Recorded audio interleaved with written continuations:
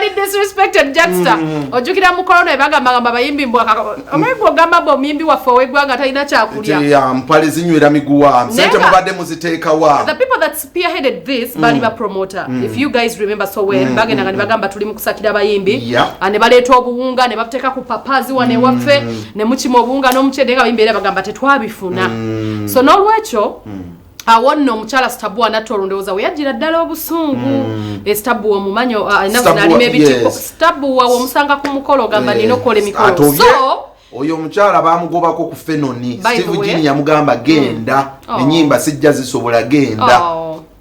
Avudde eri Antonde n'omugugu gw'ogwe sente n'agumutwala sente sisobola kukola nnyimba ezo. But she's a star today. She's blessed by the way. Asomunanga olw'ensonga nti abantu tuwagadde nnyo Stabua Natooro ogenda ku mukolo gamba n'omukyala ebigambo bino yabiyiiya atya. Ndowooza ba promoter kwe bajja omuzigo okubanga bategeka abayimbi bwe bati amufunireko abantu abamwagala nti olya Stabua you're going to come in the shows. But basically twamutuuseko Stabua tubadde tuwuliranga shows azibalanga Stabua natatuuka tugamba omukyala yayinza okwepa nkono maama obwerya ntonde yabwerabidde otumanya ate nnoffe mukwano. Stabua natugamba mukwano nze bantegeka sibimanyi. Bamukwata mpozi oli obasema bagamba ne ayombi oluyi bamukwata anaweya naive bamukwata naive mukwano naive yamuvuddemu agambye agenda kusiba buli promoter yamutegeseeko nga tamugambye bagende bukoma nsimbi natimba nti mbaleetera Stabua nnyo bulungi bamukoma nsimbi ne basasula sente bannamasaka abasomoka Lwera owulira Stabua golote webaka webola sibbaza mami mu kabox so ne balinda promoter nakwata ekisawo badafulirako bantu Stabua tabimanyi nakali kati Stabua kumbe yabadde n'obusungu mu corona babalirako obuwunga ba promoter era agambye kikome agenda bakola ki mu corona Stabua tomayimbo ayina sente nawe yakoze n'eddwaliro ajja basiba ajja kubasiba obasibano tekakasiyo ga munyweze mutufu nnyo ddala. I think guno muze gwali some people who do it by the way I've seen it what they do is actually abamu tawuli obali bateka Johnny Bulake dinda omwana we you know what is happening now people actually we are yet to expose them. Okay, what people are doing abana bagenda ne batimba eyo ne bakwata litash ne bafuna makeup artist very ofana ne tash namukufaananya tash nakuyigiza n'okubodola ne bakutwala ekalangala nojja n'otandika. They do that by the way. It's happening now. So you need to be bakwata omwala ne bagamba tash ofaananye munwaje okeka tumukole makeup wa nwaje tash olubuto lukyaliko ne balusiba gato ofaanane nwaje ne bakuteeka ku set noyimba ennyimba za nwaje ne batukula set. It's not good. So Stabua ajja basiba kale katuwulire Stabua ati mune bayitirizo tutimba fenga tetumanyi kitegeera oli nategeka show nalonda ekifaananyi kyange n'ekyomulala nagenda nakola ki nakutimba nga tomanyi nakononera erinnya ekintu ekyo kyaliwo nnyo wali nga covid tannajja nga kyovola kyali kitusuulidde ddala n'otusuula ng'omuntu agenda okukutegeka ebiri serious nga abantu banyiiganyiiga dda nga oba kutimbatimbawo emirundi mingi nga tojja naye nga ffe tetubimanyi so kati bwe nalaba eyo posta nze nakitaddemu ne ngamba fake nenyomberamu n'okuyomba banayomba ennyo simanyi naye nga nabadde mpulira mbadde nga sigoberera naye nga bwe batyo we batuyisizaamu tukola bubi bannange ekuyimba tukuteekamu ssente ze mutamanyi na bungi okuyimba bizinensi nga nawe bw'oyinaawo kyotunda omuntu n'ava eri n'akijjawo ku bwereere gw'owulira otya.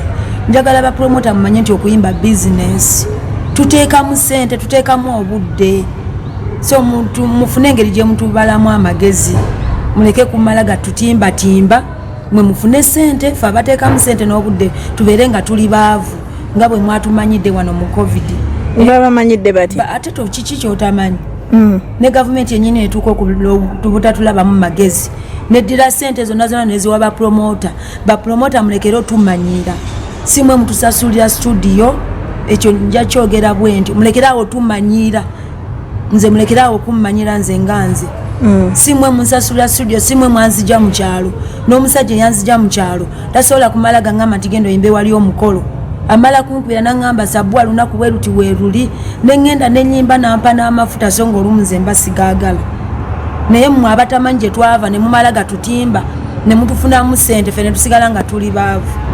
Waliwo n'abaana abatukubira simu bw'amala okukubira simu n'akubuuza lunaku bwe luti mbadde njagala nkutimbeko wano bwe wati ne bwe wati ne mwogera ne mumaliza kati lumalo kwogera yenga agenda ngaakutimba Mulekeraawo tutimba mulekero tumanyira bobo yagala kola nange jangu twogere ombuzo ogenda gola sente mekanzi kugambe ompeko deposit kuandike mu diary yange awo nkuwe n'akalango kango gendo ntimbe bwenti obwenkyagala nebye mumalaga tutimba eyo business yaffe gye muzanyiramu n'obudde bwaffe n'obutatubala mu magezi. Abantu bana abatimba muina nteekateeka kiki ekyo bakolera? Nze ngenda bawaabira. Wamutegedde yakikoze? Namutegedde naye nkyamunoonyerezaako kuba nannyini kifo namukubidde ye. Namukubidde ne mugamba showeti neweti nagamba siye waliwo Pulomoota yakoze eki eyagitegese kati Pulomoota gwe ndi mu kunoonya naye n'ekifo nsobola okyogera wano kifo ki eyo gye batutimbye ekifo njagala mulekero tutimba tugenda kubaberera abantu bazibu nnyo nze ngenda baberera muntu muzibu nze natuse nogamba oba mwagala ekifo bakiyita Movik Hotel Bwera era ewalala bayitayo Lwenzoli simanya biki nenga biri eyo walayi namwe abatutimba mu Kampala n'abatutimba muno okumpi nze mulekere okuntimba ngenda baberera muntu muzibu nnyo banga bwe tuterwaneko namwe mumanyi mundoza mumanyi tetutegeera bulungi kyemwavudde mutumanyira mu COVID ne government netuyisaamu amaaso n'abantu ne batuyisaamu amaaso ne sente zonna baziwadde ba Pulomoota ffe ne tufa obwavu kukuyimba kwaffe mmwe ba Pulomoota mmwe ne mututwalako sente kati era mutandise tumanyira nga mututimbira bwereere era sente mutwale za bwereere nze Mulekeraawo okuntimba byesimanyi.